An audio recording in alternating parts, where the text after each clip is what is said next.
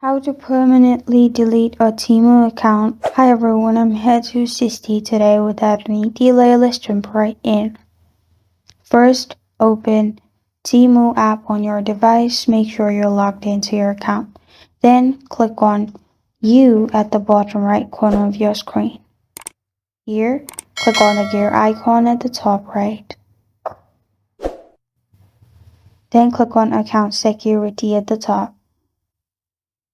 In Account Security, you'll find Delete Your Temu Account at the bottom. Click on Delete Your Temu Account.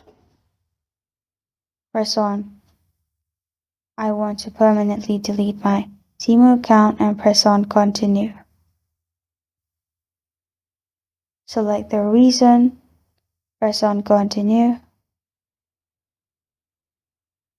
You will need to verify your identity. Use email verification code. Email will be sent to your account and then simply type in the code.